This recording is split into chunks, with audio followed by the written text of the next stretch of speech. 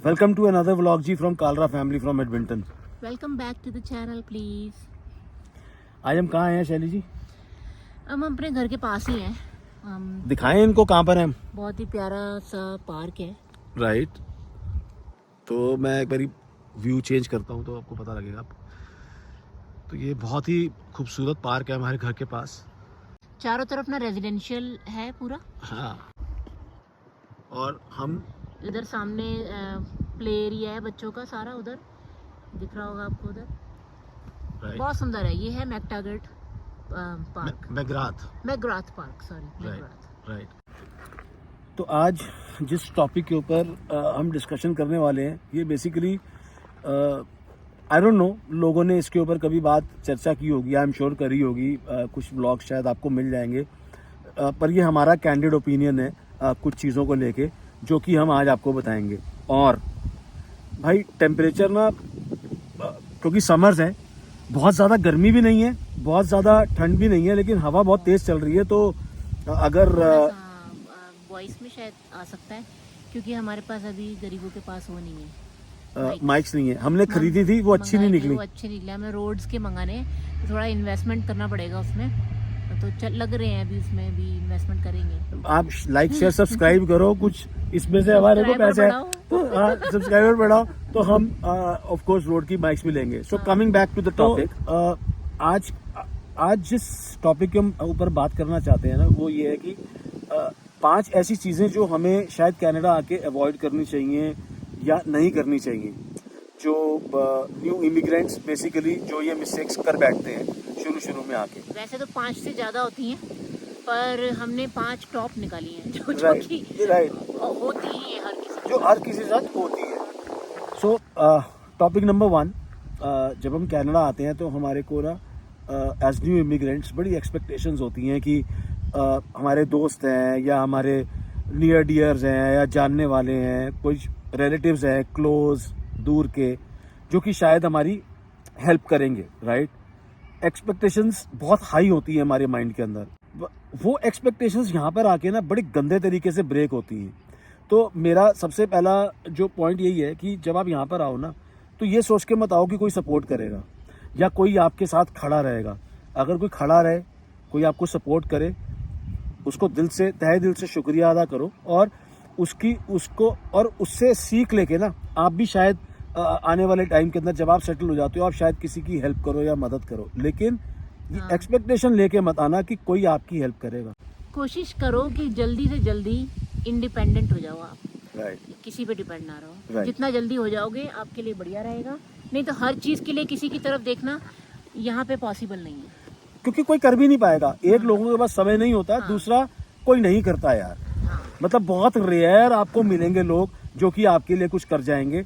Otherwise it is very 99.9% जो यहाँ पर एक्सपीरियंस हमारा रहा है, वो यही रहा है कि 99.9 बोल रहा हूँ, 0.1% अच्छे लोग भी हैं। राइट। मैंने फिर बोला बहुत अच्छे भी हैं, लेकिन आपको 99.9% लोग आपको ऐसे ही मिलेंगे जो कि आपको बिल्कुल मदद नहीं करेंगे। इनफैक्ट आपको हो सकता है बुरे एटीट्यूड का सामना भी करना पड़ सकता है। राइट। तो इस चीज के लिए तैयार हो गया ना, no expectations in your mind. जितनी जल्दी अडेप्ट कर लोगे आपके लिए अच्छा रहेगा। इंडिया से ही सोच के आ जाओ कि यहाँ कोई कुछ नहीं करने वाला। अगर कोई कर देगा वेल एंड गुड, नहीं तो मुझे इंडिपेंडेंट होना है जाते ही जल्दी से जल्दी। एक प्लान लेके आओ, एक विजन लेके आओ माइंड के अंदर। पॉइंट नंबर 2, यहाँ पर जब आप आते हो तो देखो, अपनी कंट्री के अंदर तो आप घर से बाहर निकले और भाई राम राम क्या हाल है, और भाई सत श्री अकाल, सलाम वालेकुम, मतलब आप हर किसी से मिलते हो, आते जाते हो। अजनबी भी होते हैं, कोई आपसे रास्ता पूछता है, भाई साहब ये बताना कहाँ जाना है, तो आप उसको खड़े होकर ना तसल्ली से बताते हो।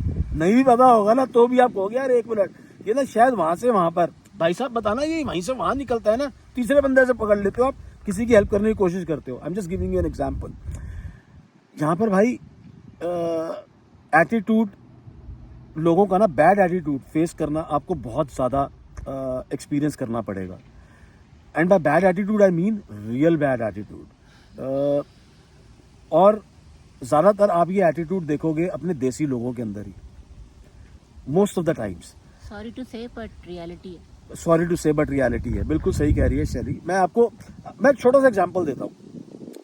आप यार किसी रिटेल चेन में चले जाओ, ईटिंग उसके अंदर चले जाओ, इस पे तो कई रील्स भी बनी है, राइट। और ये रियलिटी है, जिसने वो रील्स बनाई है भाई वो सच एक्सपीरियंस उसने दिखाया उन रील्स के अंदर। मेरे पास लिंक नहीं है, नहीं तो वो भी शेयर करता। मैंने खुद किया है, पर्सनल एक्सपीरियंस मैंने किया है, हमारे बच्चों ने किया है। हाँ। होता क्या है कि मैं एग्जांपल रिटेल का ले रहा हूँ, बहुत सारे एग्जांपल्स है, पर I am just giving you an example for retail. जैसे आप सबवे में चले गए, टिम हॉर्टन्स में चले गए, आप मैकडोनल्ड्स में चले गए। अब होता क्या है कि आप आते हो नए नए इमिग्रेंट। अब most of the times of course अगर आप कनाडा आ रहे हो तो आपको इंग्लिश बोलनी तो आती है, लेकिन अपना देसी बंदा देखते ही ना अंदर से ना वो क्या कहते हैं, पैट्रियोटिज्म जो होता है ना वो उमड़ पड़ता है। आपके मुंह से क्या निकलता है, सीधा हिंदी और पंजाबी, वो अपना देसी बंदा है या बंदी है। तो आप जाते हो, आप कहते हो कि सत श्री अकाल जी, नमस्ते, मेरे को ना ये खाना है, ये इस तरीके से खाना है। मतलब आपको लगता है कि यार मैं घर आ गया हूँ अपने। आगे से जवाब आता है इंग्लिश के अंदर। आप जितना हिंदी पंजाबी में बात करोगे ना, जानबूझ के आगे से आपको वो पंजाबी में जवाब उसमें इंग्लिश में जवाब देंगे। आ जाता है कि आपको नहीं आती है इंग्लिश। उनके दिमाग में पता क्या आता है, हमारे को जितनी आती है हम सारी बोल देंगे अभी। तो उनका ये एटीट्यूड है। उनको ये होता है, अच्छा देसी, नो इंग्लिश हम बोल के दिखाएंगे तुझे इंग्लिश। और खुद चाहे टूटी फूटी आती हो, लेकिन उसको तो यही लग रहा है भाई सामने वाले को तो नहीं आती, तो मैं तो इंग्लिश अपनी पूरी प्रैक्टिस यही करूंगा आज या करूंगी। और उस चक्कर के अंदर वो बेचारे आगे से इंग्लिश के अंदर आपको जवाब देंगे। अब 90% टाइम्स तो आप जो है चुपचाप, मतलब अंग्रेजी में सुन के आप टूटी फूटी अंग्रेजी कई बार आप बोल के आगे से, या ठीक ठाक अंग्रेजी बोल के आप जवाब दे देते हो। अब कुछ होते हैं जो कि फैल भी जाते हैं, मतलब किसी ने आपने हिंदी में बात करी, उनको ये लगता है यार कि I was speaking to you in Hindi, आप आगे से अंग्रेजी में जवाब दे रहे हो, मैं आपके साथ एक रपो क्रैक करना चाह रहा हूँ। तो वो आगे से जब इंग्लिश में जवाब देते हैं ना, तो अब जो सामने वाले हैं ना, रिटेल वाले जो हमारे भाई बहन हैं, उनके दिमाग में आ जाती है कंपटीशन की फीलिंग। अच्छा इंग्लिश का जवाब इंग्लिश से, तो वहां ना वो एग्रेसिव हो जाते हैं टू स्पीक इन इंग्लिश। मतलब वो ना एग्रेशन शो होना शुरू हो जाता है, वो कॉम्पिटिटिव फीलिंग शो होनी शुरू हो जाती है उनकी the way they are communicating with you, and that becomes really dirty sometimes. They try to pull down their own देसी people, right? वो ये भूल जाते हैं कि जब वो आए थे उनको भी तो कॉन्फिडेंस वो चाहिए था ना अपने बंदों को देख के। और ये जो लोग नए आए हैं बेचारे या नए इमिग्रेंट्स हैं, वो भी अपने बंदों को देख के सोचते हैं कि ये हमारा अपना बंदा है। तो ये आपके अपने ही भाई बहन है। Instead of pulling them down, give them that confidence which you are looking for when you landed here, right? Don't get into that feeling of competition, or don't try to pull them down or try to show them down कि मुझे तेरे से अच्छी अंग्रेजी बोलनी आती है। यहाँ पर इंग्लिश का या आइल्स का कोई कंपटीशन नहीं हो रहा यार, सब आइल्स से क्या आए हैं तभी यहाँ पर आए हैं, right? Make them feel at home.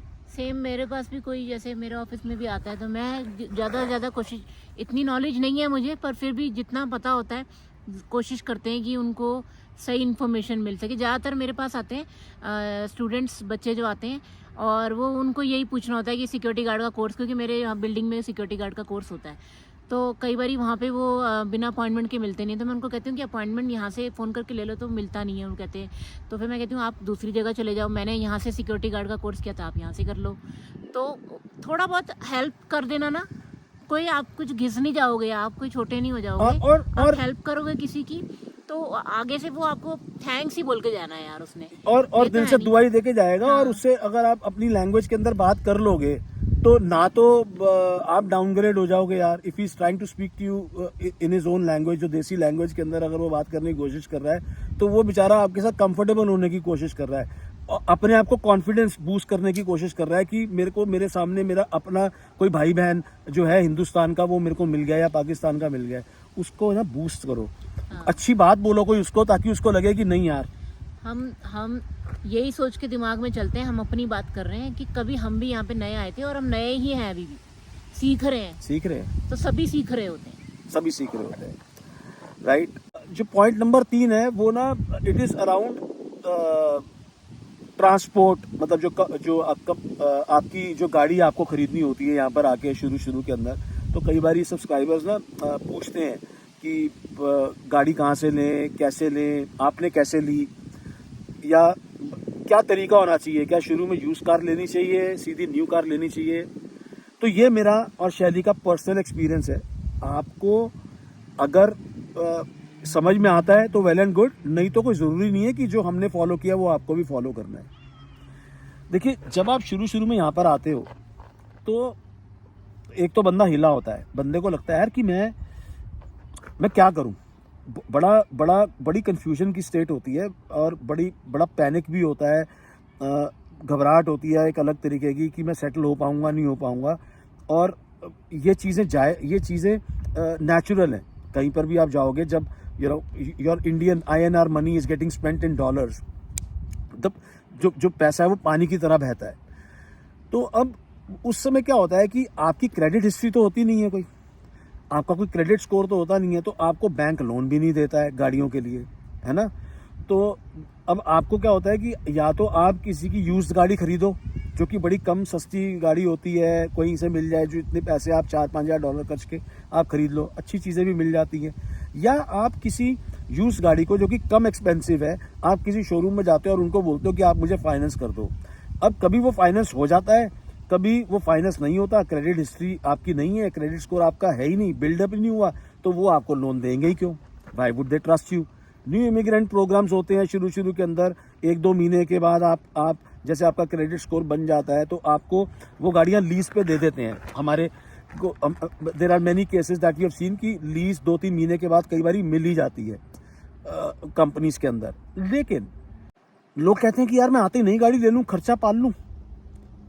तो मैं उनको ना एक छोटा सा एक डिफरेंशिएशन या एक छोटी सी कैलकुलेशन बताना चाहता हूँ, ठीक है? स्पेशली जो लोग फैमिली के साथ आए हैं। देखो, जब आप फैमिली के साथ आते हो ना, एक या तो गुड यूज्ड कार लो, मतलब कि जो कि आपको पता है कि रिलायबल है, बिल्कुल ही खत्म नहीं है, और या फिर आप नई गाड़ी लो। अब होता क्या है कि लोगों को ना मिसकंसेप्शन है कि या तो आप कैश ले लो यूज्ड गाड़ी, आपको किस्तें नहीं करानी। लेकिन अगर आपको यूज्ड गाड़ी की किस्तें करानी है, मेरी सजेशन ये है कि आप एक नई गाड़ी की किस्त कराओ। उसके कई सारे फैक्टर्स हैं, जिसमें से पहले 2-3 मैं आपको बता रहता हूँ जो मोस्ट इंपॉर्टेंट है। पहली बात तो ये कि नई गाड़ी नहीं होती है, फैमिली के साथ रिलायबल गाड़ी ले रहे हो। बर्फ का मौसम जब आता है ना, तो कहीं पर फंस गए ना तो बड़ा बुरा फंसते हो, जान पे आ जाती है। नंबर 2, जब आप कोई नई गाड़ी लेते हो ना, तो वो ना वारंटी में कवर्ड होती है। इसमें बहुत सारे खर्चे, कल की डेट में कुछ गड़बड़ भी होती है ना, तो वो कंपनी कवर करती है जहाँ से आपने वो गाड़ी ली है। मान लो आपने होंडा की ली है, टोयोटा के लिए है, या निसान की ली है, वारंटी के अंडर है, तो ऑफ कोर्स आपको खर्चा नहीं करना पड़ेगा कुछ गड़बड़ होगी तो। और नंबर 3, जो आप यूज गाड़ी की किस्त कराओगे, मान लो एक अच्छी यूज गाड़ी लोगे, 14-15 हज़ार से कम क्या ही आएगी, राइट? लेकिन वो आपकी कम सालों के लिए, क्योंकि वो यूज गाड़ी है, कम सालों के लिए आपको उसका लोन का टेन्योर मिलेगा। तो उसकी जो मंथली EMI होगी या बाई वीकली EMI होगी ना, वो हाई होगी। बजाय इसके अगर आप नई गाड़ी लेते हो ना, और अगर उसको लीज करा लेते हो, अगर इनिशियली आपको गाड़ी के लिए लोन नहीं मिलता, लीज का भी ऑप्शन होता है। मान लो आपने 2 या 3 सालों के लिए लीज कराई, तो लगभग उतनी ही EMI पड़ेगी जितनी आपकी यूज गाड़ी की है, लेकिन कंफर्ट दिमाग में न्यू गाड़ी का है, राइट? लीज और करानी चाहिए कि फाइनेंस करानी चाहिए, इसके लिए एक अलग वीडियो बनाएंगे, राइट? वो मैं अलग से आपको कभी समझाऊंगा। लेकिन lease option is not a bad option if you are not getting loan from anywhere in the initial stages. I don't think that is a bad option. Don't go in for a very big car. कोई बहुत बड़ी गाड़ी मत लो, luxury गाड़ी मत लो, आप एक normal गाड़ी ले लो। एक हमारे फ्रेंड ने गाड़ी ली है, सुबुरू की क्रॉस ट्रैक, अमेजिंग गाड़ी है, राइट? और फैमिली की गाड़ी है और अच्छी बड़ी गाड़ी है, राइट? वो ज्यादा एक्सपेंसिव नहीं है, मैं नहीं कहूंगा कि कम एक्सपेंसिव है, लेकिन it's a reliable car. Subaru is a good brand, right?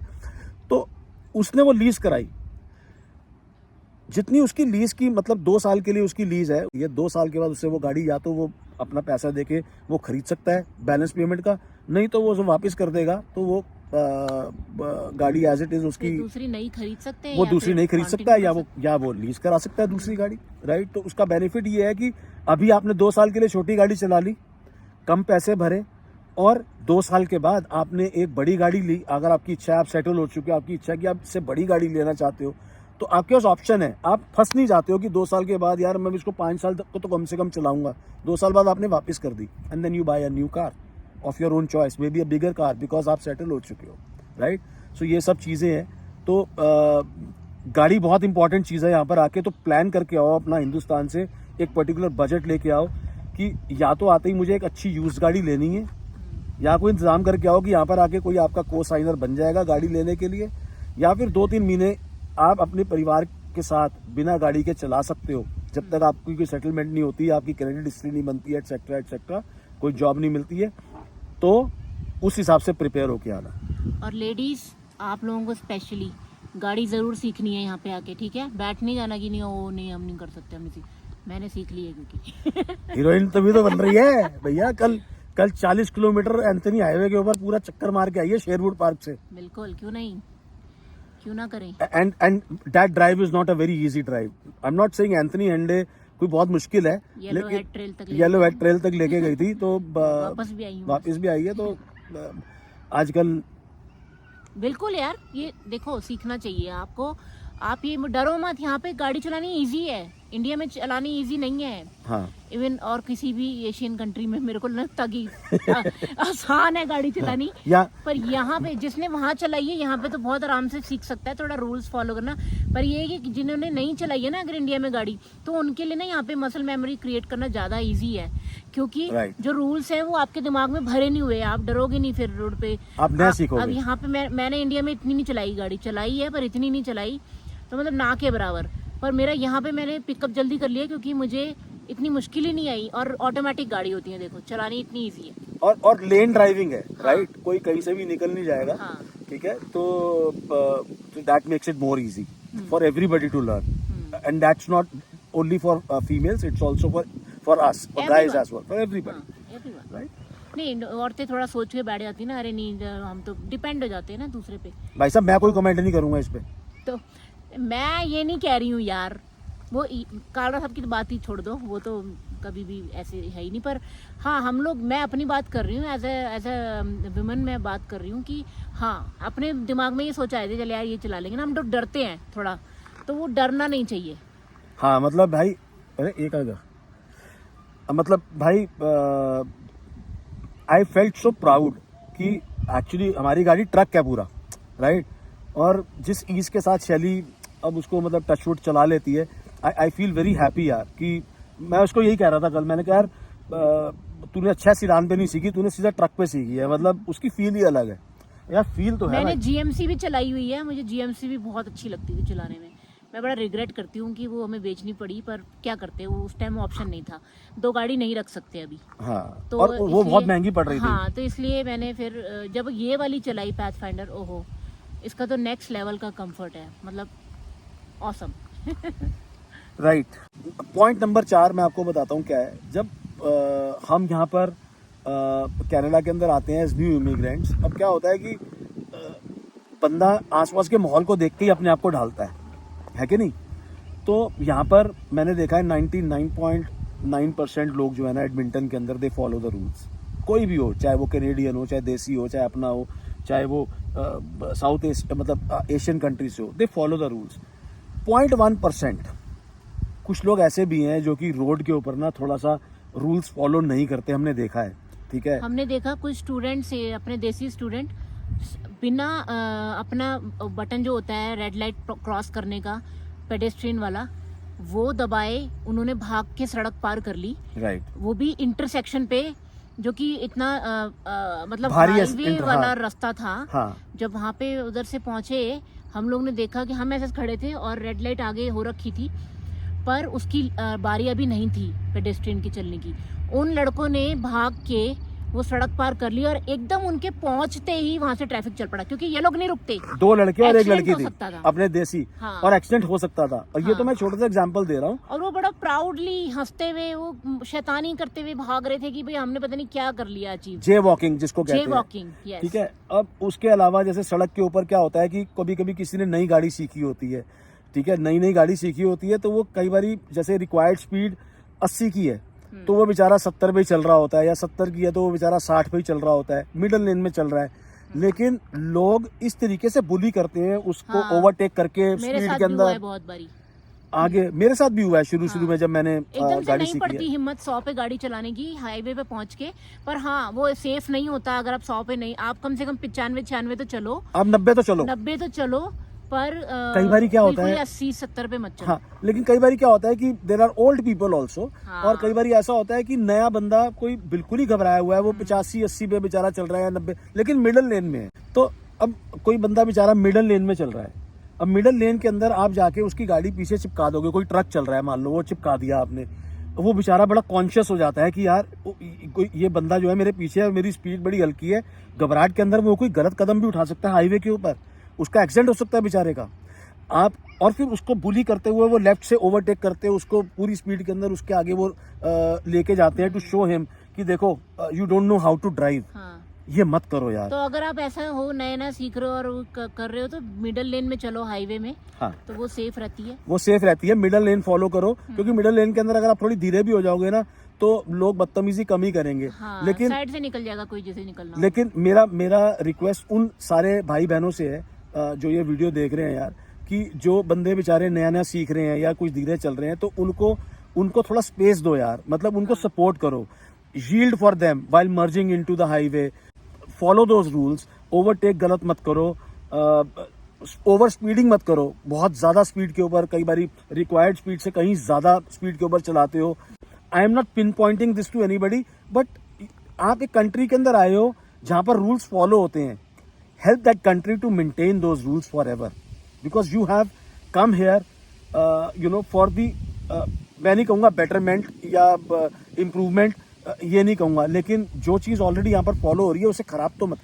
तो समझे इस चीज को, समझे इस चीज को, मतलब मैं अब कहीं आप ये मत समझ लेना कि मैं कोई बैड माउथ ही कर रहा हूँ। हम किसी को नहीं पॉइंट आउट कर रहे हैं, हम अपना एक्सपीरियंस शेयर कर रहे हैं जो हमने एक्सपीरियंस किया है एक्चुअली। हाँ, और हम जहाँ से आए हैं हम जानते हैं कि वहाँ पर ट्रैफिक के अंदर क्या होता था क्या नहीं होता था। At least manage those rules here, try to do that, है ना। So this is end point number 5 finally वो ये है कि when you come here there will be situations, बहुत सारे टाइम ऐसा होगा कि आपको कहीं से रे ऑफ होप नहीं दिखेगी, आपको लगेगा यार नौकरी नहीं मिल रही, आपको लगेगा यार मैं क्यों ही आ गया, मेरे को वापस चले जाना चाहिए। आप बड़ी हिम्मत लेके आते हो अपनी कंट्री से, लेकिन यहाँ पर आके ना सिचुएशंस ऐसी हो जाती हैं जैसे कि पहले 4 पॉइंट मैंने डिस्कस किए, कोई सपोर्ट नहीं करता, कोई बैड एटीट्यूड दिखाता है, कोई पुल डाउन करने की कोशिश करता है, बेइज्जती कर देता है, आपको आपके फोन कॉल्स का आपके अपने यार दोस्त रिस्पॉन्ड करना बंद कर देते हैं। There is no ray of hope anywhere, और पैसा खर्चा होता जाता है। यू पैनिक, वो पैनिक बटन नहीं दबाना है। This country has a lot of opportunities.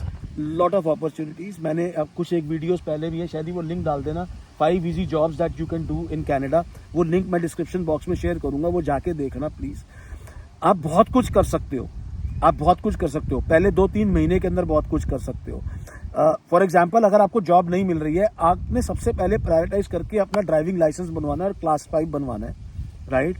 और इंडिया से एब्स्ट्रैक्ट लेके आना अपने ड्राइविंग लाइसेंस का, सो दैट यहाँ पर आके आपका क्लास 5 इमीडिएटली बने, राइट।